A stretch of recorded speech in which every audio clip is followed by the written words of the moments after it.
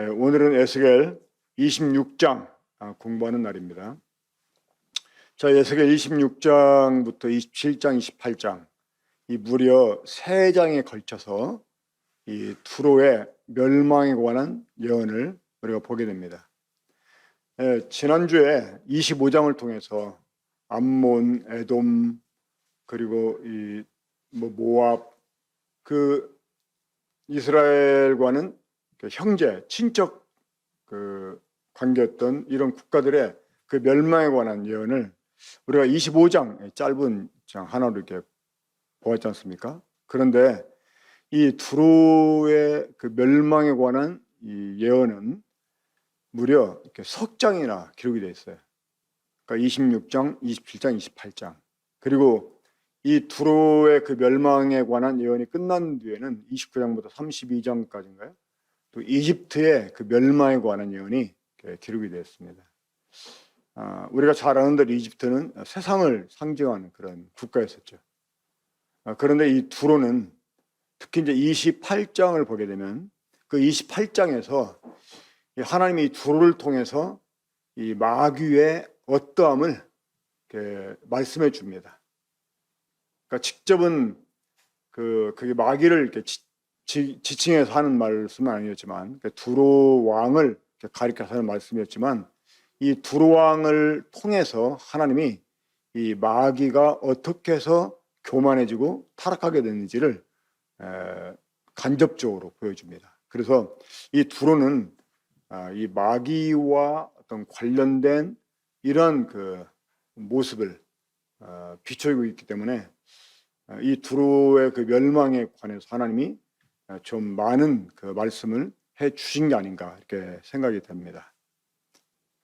자, 에스겔 26장 일단 그 1절부터 6절까지를 보게 되면 이제 이 두로가 예루살렘이 망했다고 하는 소식을 듣게 되었을 때, 아직은 망하지 않았지만 완전히 망한 건 아니지만 그 망할 것을 이제 그 에스겔을 통해서 경고하시면서 이제 망한 후에 그 주변 국가들이 반응하는 그 반응들, 그 지난주 25장을 통해서 동쪽 지역에 있는 그런 주변 국가들의 반응을 보았는데 이 두로라고 하는 그 왕국, 이 두로라고 왕국은 이스라엘 그 북서부에 위치한 그런 나라입니다.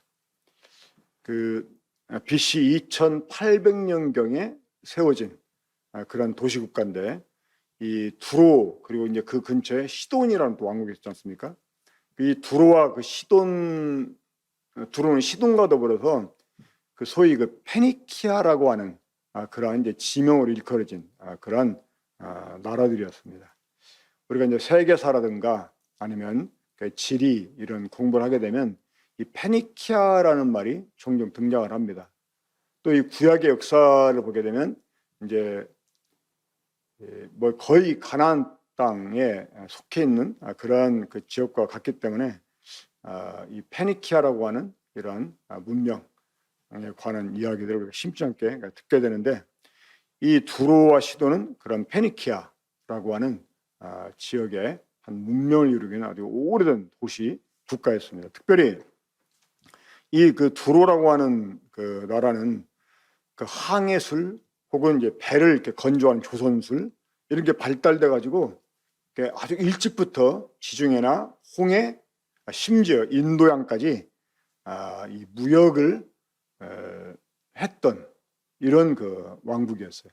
그러니까 이 무역을 통해서 많은 부를 축적을 했고 여러 가지 그 나라들의 문명이나 이 종교 이런 것들의 그 영향을 받아가지고 그 여러 면에서 일찍 발전을 꾀했던 이런 나라들이었습니다. 아주 그 고대 근동에서 그러니까 이 근동이라고 하는 것은 이제 그 이스라엘 중심으로 해가지고 이제 그 원래 그 동서양을 딱 나누잖아요. 그럼 이제 터키의 그 이스탄불 그런 그 도시 거기가 이제 거기에 있는 그 보스포러스 해협 거기를 중심으로 해가지고 동양 서양 구분된다고 그랬잖아요. 그러니까 그 동서양을 나누는 기점에서 가까운 동쪽이다 이런 뜻입니다. 이 근동이라는 말이. 그러니까 이 근동 지역에서 그 항구 도시로서 아주 굉장히 여러 가지 이제 그리고 뭐 문명의 그런 혜택들을 이렇게 보면서 나름대로 이렇게 문화를 이루어 살고 있던 아주 굉장히 부유한 나라였습니다. 그리고 이 두로와 시도는 특히 이제 이스라엘로 굉장히 밀접하게 지냈었어요. 다윗 왕 때도 그랬고 또 솔로몬 때도 그랬고 이 왕궁을 지을 때나 아니면 성전을 지을 때도 자재를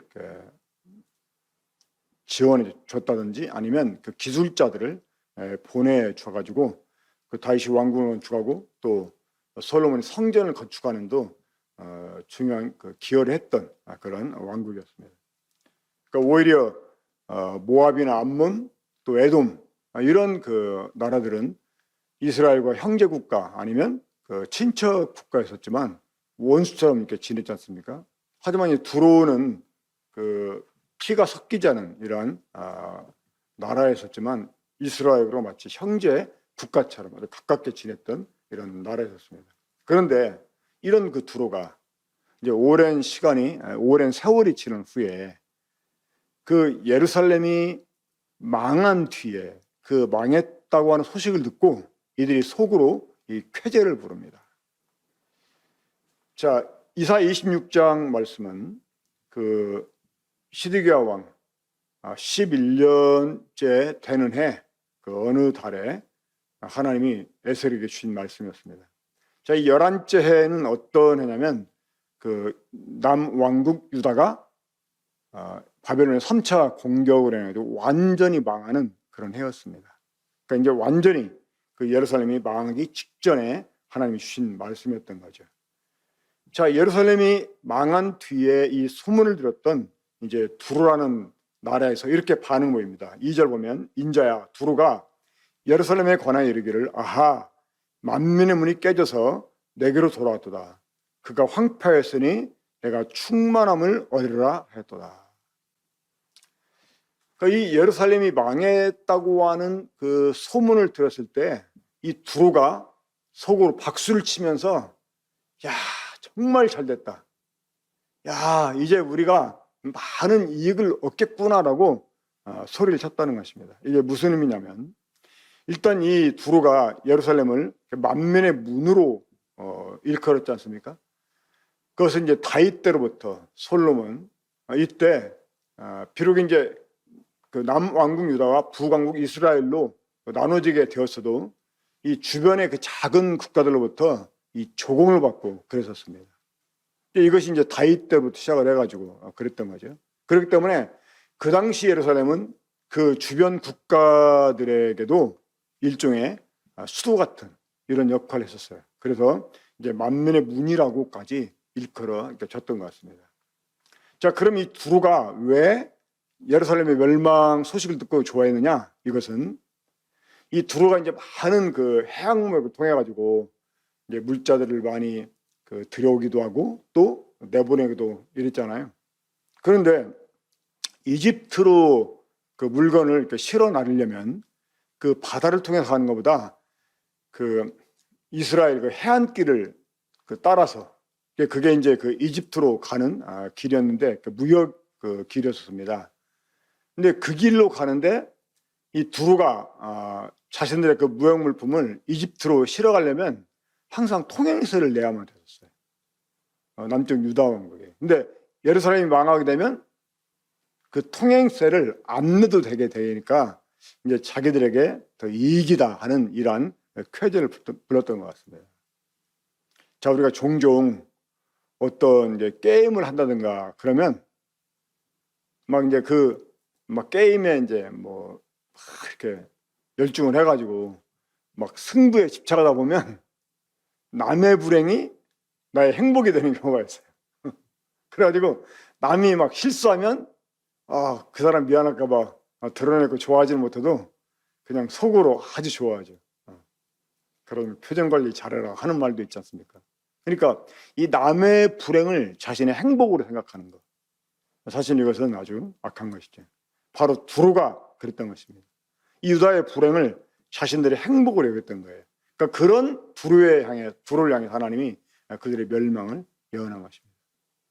사실 이스라엘 혹은 유다 주변 국가들이 이스라엘보다 더 선해서 하나님이 그들을 먼저 치시지 않은 게 아니었습니까? 하나님이 이스라엘과 유다를 징벌하시기 위해서, 그들의 그 죄를 징치하시기 위해서 그 아시리아나 아니면 이 바벨론을 통해 가지고 그들을 멸망케 하셨는데, 이거 때리는 그 시어머니보다 말리는 시누이가 더 밉다고, 오히려 이 바벨론이나 아시리아보다 이 주변의 소위 친척이라고 하는 이런 나라들이 막 더 이렇게 좋아하고, 그리고 오히려 그런 틈을 타가지고 약탈을 감행하고 이랬었거든요. 그러니까 그런 나라들에서 하나님이 지난주 25장에서 이제 징벌을 그들도 역시 멸망시킬 것을 말씀하셨는데, 오늘은 이 두로에 대해 하나님이 멸망을 예언하십니다.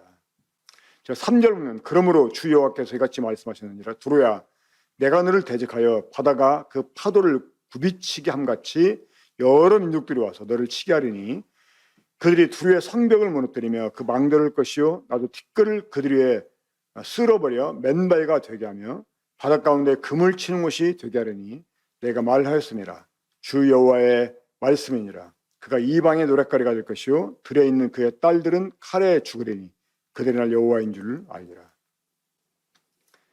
그러니까 이 하나님의 사람들이 잘못하면 하나님이 치시게 해야 됩니다.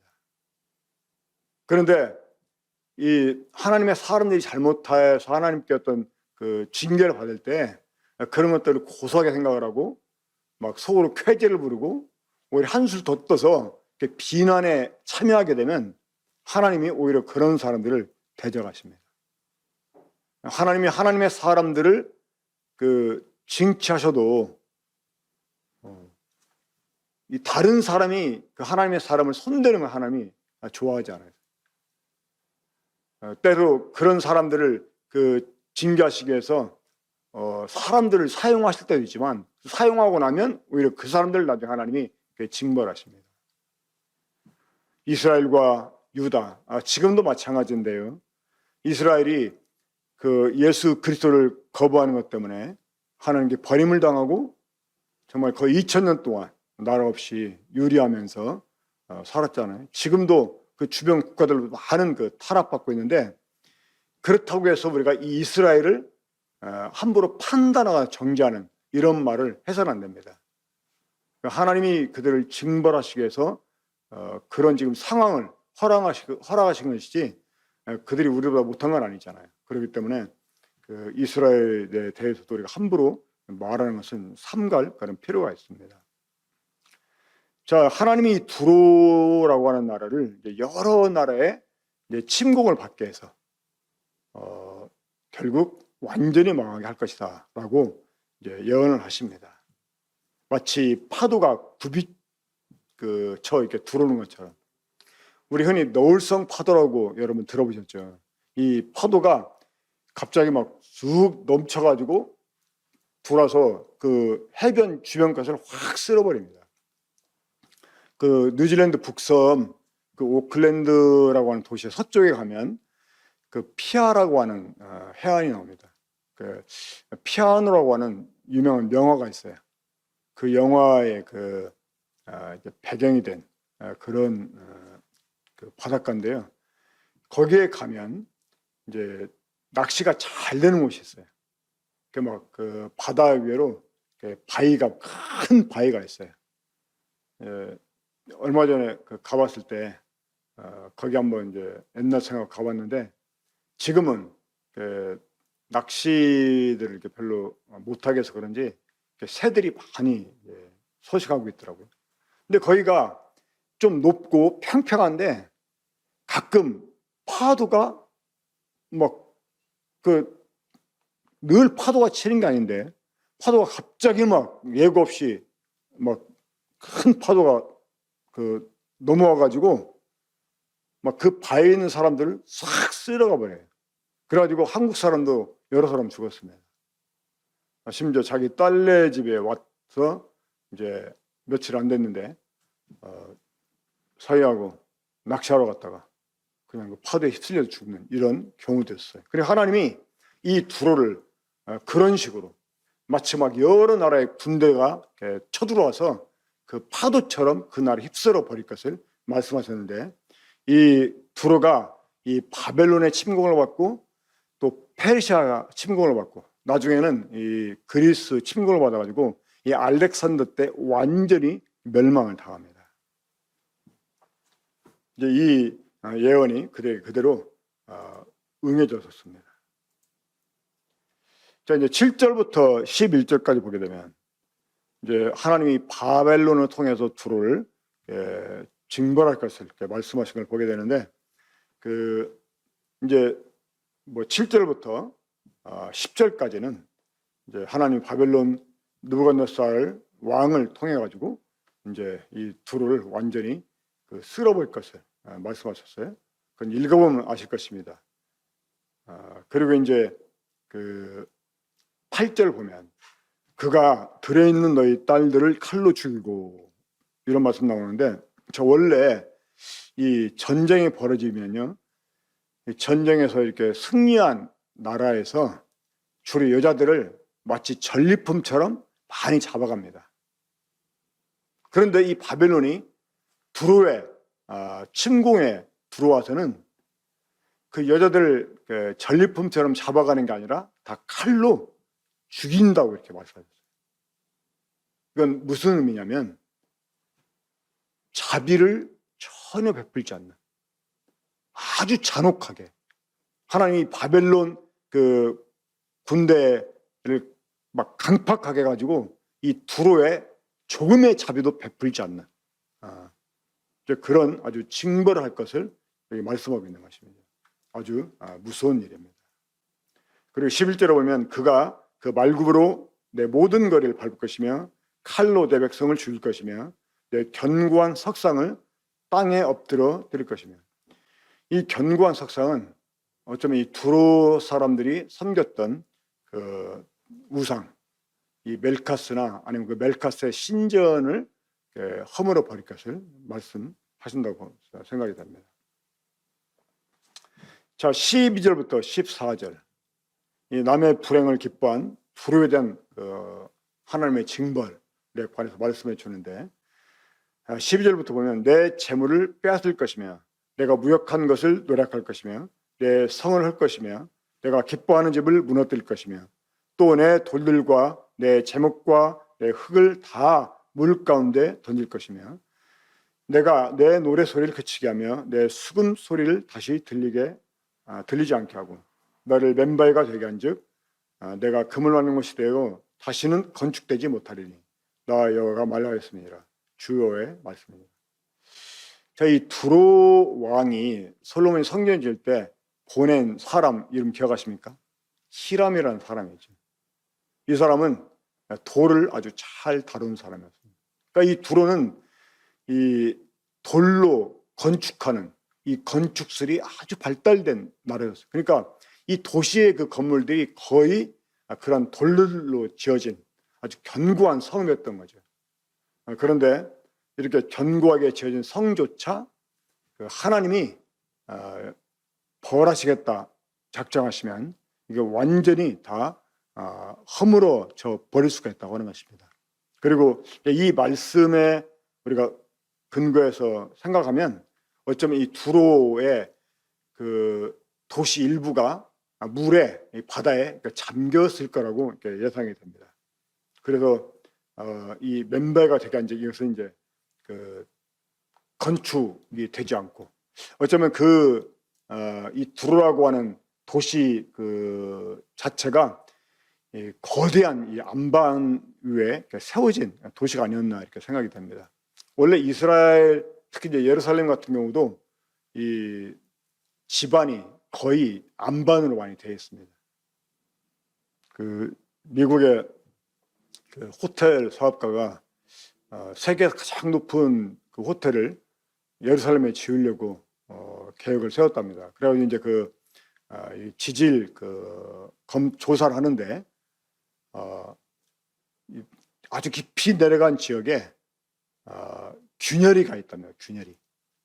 근데 지금 제가 드리는 이 이야기는 이제 예루살렘이 예루살렘의 어떤 집안이 막 굉장히 커다란 안반으로 되어 있다 하는 것을 말씀 이제 드리는 것과 직접적인 관련 있는 말씀 아니지만, 아무튼 이제 그런 그 안반으로 지대가 형성되어 있기 때문에 높은 빌딩을 이렇게 지어도 정말 튼튼하게 세울 수가 있다고 하는 거죠.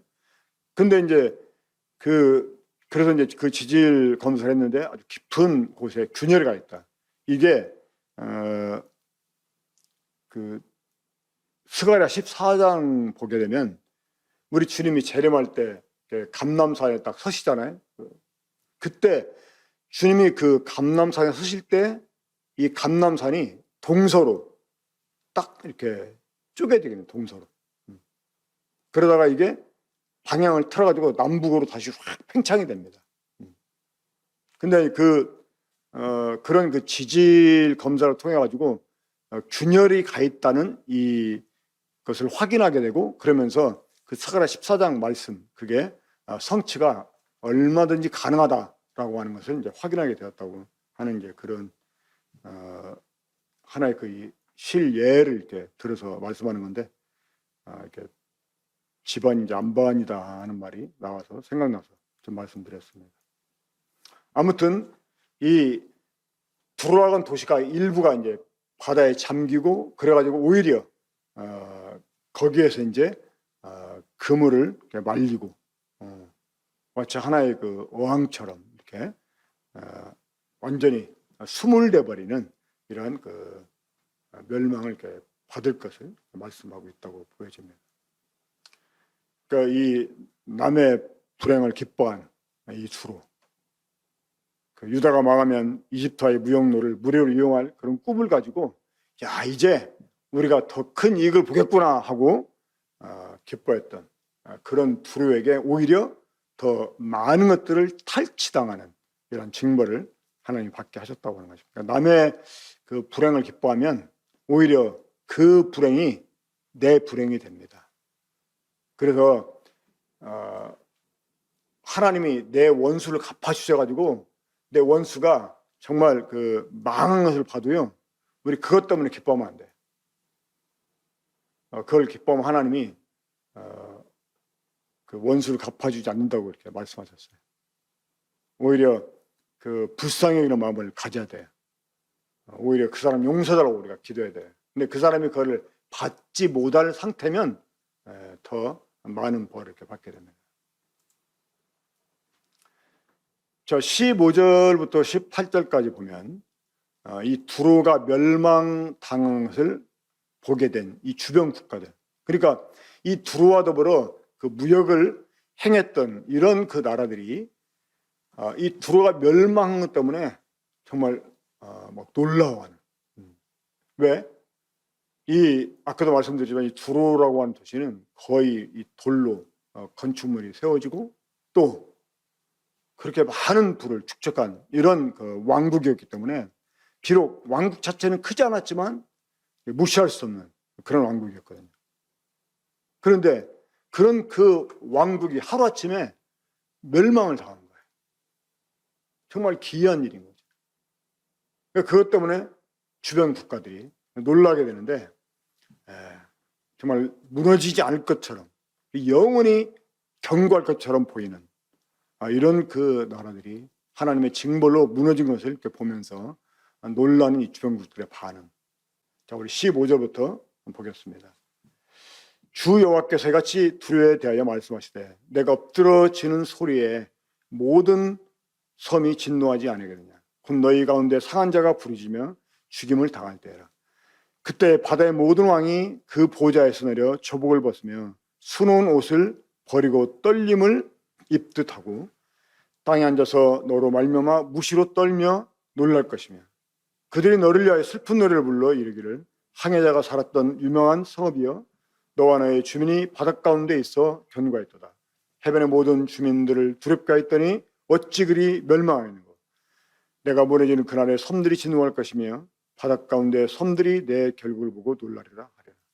그러니까 아무리 무너지지 않을 것처럼 보이는 사람, 그런 집단, 그런 나라들, 이런 나라들도요, 하나님이 멸망시키고자 한다면 정말 망하는 거 순식간입니다. 자, 그러면 두로가 어떻게 해서 멸망을 당했습니까? 남의 불행을 보고 기뻐했기 때문에. 그러니까 하나님이 징벌하시는 하나님의 사람 보고 오히려 통쾌하게 여기는 이런 사람들을 하나님이 징벌하신다고 하는 것입니다. 그러니까 하나님이요, 그 이스라엘이 범죄한 것 때문에, 유다가 범죄한 것 때문에 비록 그들을 치시긴 했지만 하나님 마음이 좋으시겠습니까? 얼마나 속상하셨겠어요. 그런데 그걸 옆에서 막 즐기는 거야. 그러니까 그런 그 사람이나 그런 나라 보면 하나님이 또 얼마나 얄밉겠어요. 그리고 하나님이 이제 그들을 징벌하시는데, 하나님이 그 하나님의 성도들을 때로 징계하셔도 그들을 괴롭히는, 또 그들의 그 징계 당을 보고 즐거워하는 이런 사람들을 하나님이 징벌하신다는 것을 알아야 됩니다. 그래서 우리도 다른 성도가 고난을 받을 때, 어떤 하나님 징계받을 때 정말 내일처럼 생각을 하고 오히려 그를 불쌍히 여기고 그를 기도하는, 또 동정하는 이런 마음들을 가져야 됩니다. 때로 참 우리 모임의 그 성도를 보면요, 너무나 그 마음이 차갑고 그 어떤 징벌을 받으면 아예 막 상종조차 않으려고 하는 그런, 물론 이방인처럼 여겨라 하는 그런 말씀도 있지만, 그런다고 해서 그를 완전히 무시하는 것은 주님이 기뻐하지 않습니다. 오히려 불쌍히 여기고 그런 참 회개를 돌아오게 하는 이런 그 따뜻한 마음을 우리가 가져야 됩니다. 자, 이제 마지막으로 19절부터 21절. 이 말씀을 듣는 성도들이요, 제일 좋아하는 말이 마지막으로라는 말입니다. 드디어 끝나는구나 해가지고. 근데 어떤 사람은 마지막이라는 말을 서너 번 하는 사람도 있어요. 이제 진짜 하면서. 자, 근데 진짜 마지막입니다. 자, 19절부터 21절. 자, 유다의 불행을 기뻐한 이 두로의 최후에 대해서. 자, 먼저 말씀 읽겠습니다. 주 여호와께서 이같이 말씀하셨느니라. 내가 너를 주민이 없는 성읍과 같이 황폐한 성읍이 되게 하고 깊은 바다가 뇌 위에 오르게 하며 큰 물이 너를 덮게 할 때. 그러니까 일부 이 두로라고 하는 도시는 이제 바다에 덮인 걸로 생각이 됩니다. 내가 너를 구덩이에 내려가는 자와 함께 내려가서 옛적 사람에게로 나아가게 하고 너를 그 구덩이에 내려간 자와 함께 땅 깊은 곳 예로부터 황폐한 곳 살게 하리라. 내가 다시는 사람이 거주하는 곳이 되지 못하리니 살아있는 자의 땅에서 영광을 얻지 못하리라. 내가 너를 패망하게 하여 다시 있지 못하게 하리니 사람이 비록 너를 찾으나 다시는 영원히 만나지 못하리라. 주어의 여호와의 말씀입니다.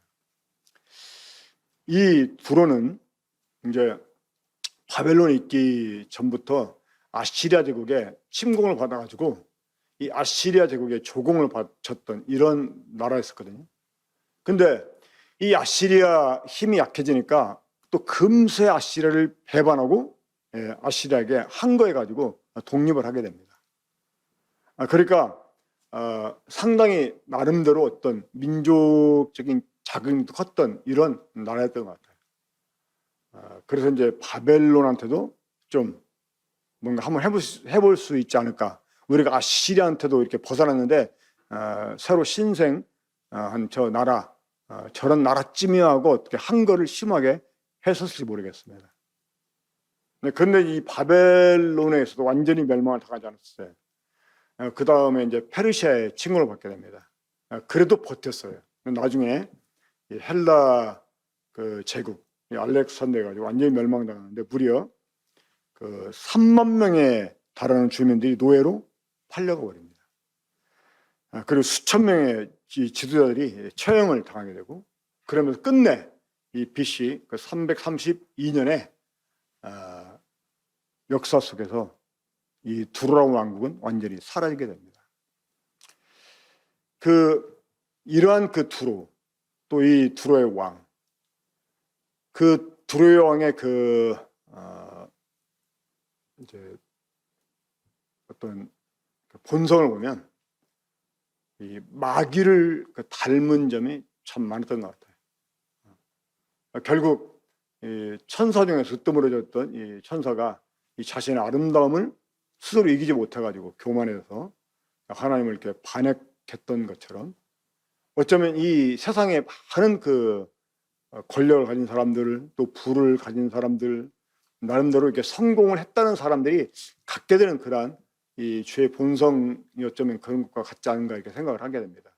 근데 아마 그런 것들이 두로 왕이 더 좀 심했던 것 같아요. 그래서 하나님이 두로 왕을 이렇게 빗대서 마귀에 관한 이런 어떤 계시를 우리 성도들에게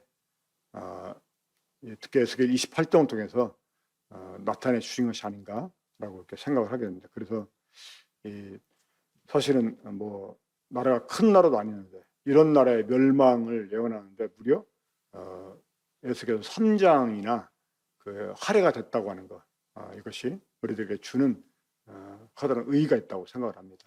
그러니까 하나님이 정말 미워하시는 것이 무엇인지도 우리가 이를 통해서 보게 됩니다. 이상 에스겔 26장 강해를 이렇게 마치도록 하겠습니다. 우리 함께 기도하고 모임을 마치도록 하겠습니다. 기도하겠습니다.